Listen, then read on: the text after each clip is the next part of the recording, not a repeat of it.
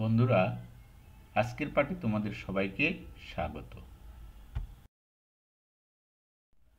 আমি মোহাম্মদ তৌহিদুল কবির সারা পাঠ জুড়ে তোমাদের সঙ্গে আছি। সহকারী শিক্ষক, চর গোপীনাথপুর সরকারি প্রাথমিক বিদ্যালয়, তারাকান্দা, ময়মনসিংহ থেকে।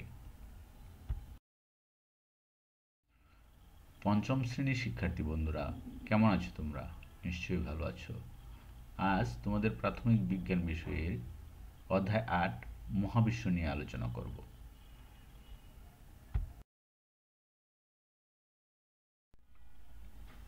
বন্ধুরা, ছবি দুটি ভালোভাবে পর্যবেক্ষণ করো এবং ছবি দুটির ঘূর্ণনের ধারণা থেকে তোমরা একটু চিন্তা করে দেখো যে পৃথিবী কি এরকম ঘুরে?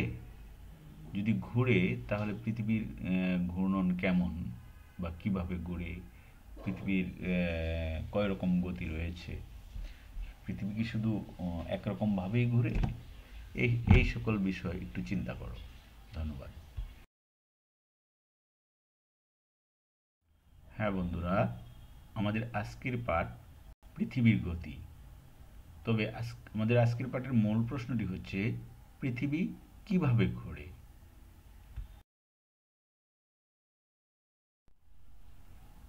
বন্ধুরা, তোমরা এখানে একটা অ্যানিমেটেড পিকচার দেখতে পাচ্ছ। এই পিকচারটি হচ্ছে সৌরজগতের অ্যানিমেটেড একটা পিকচার।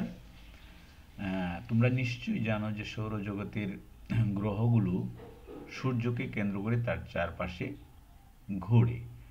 তো তোমরা দেখতে পেলে যে পৃথিবী সৌরজগতের চারপাশে তার নিজ কক্ষপথে কিভাবে সূর্যকে প্রদক্ষিণ করছে। তো আমরা এই ছবির থেকে বুঝতে পারলাম যে পৃথিবী সূর্যের চারিদিকে একটি নির্দিষ্ট কক্ষপথে এবং নির্দিষ্ট সময়ে পৃথিবী সূর্যকে আবর্তন করে। তো এই ধরনের পৃথিবীর এই ধরনের ঘূর্ণনকে কি বলে? হ্যাঁ বন্ধুরা, পৃথিবীর এরকম ঘূর্ণনকে বলে বার্ষিক গতি। অর্থাৎ পৃথিবী সূর্যকে তার কক্ষপথে একবার ঘুরে আসতে যে সময় লাগে তাকে আমরা ১ বছর বলি, আর সে থেকেই নামটা হয়েছে বার্ষিক গতি।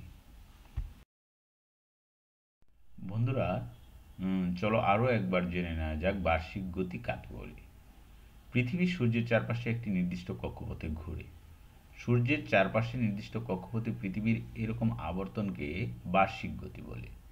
পৃথিবী সূর্যের চারপাশে একবার ঘুরে আসতে ৩৬৫ দিন ৬ ঘন্টা সময় লাগে।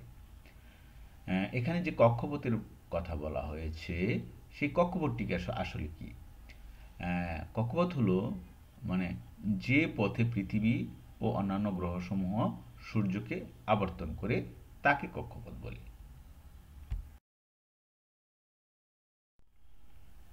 পৃথিবীর এই ছবিটিতে আমরা দেখতে পাচ্ছি পৃথিবীর ভিন্ন রকম একটি ঘূর্ণন।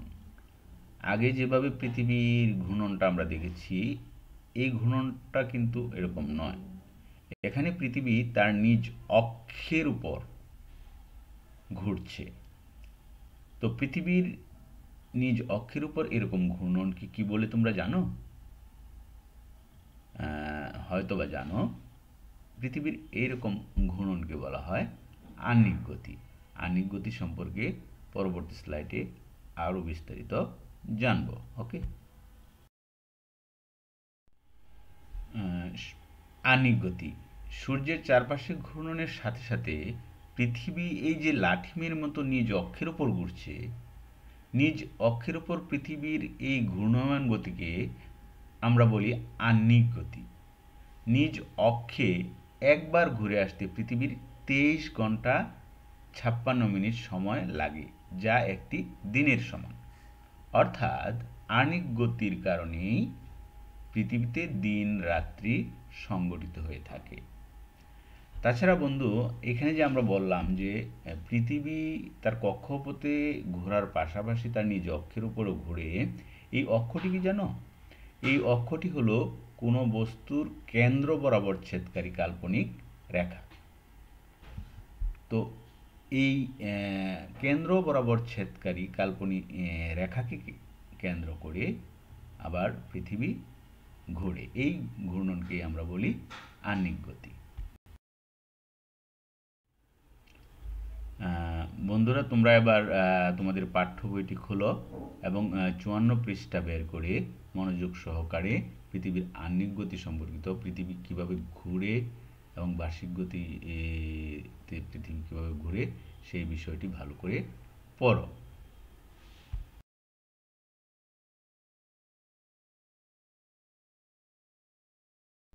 বন্ধুরা, এতক্ষণ আমরা পৃথিবীর গতি সম্পর্কে জানলাম।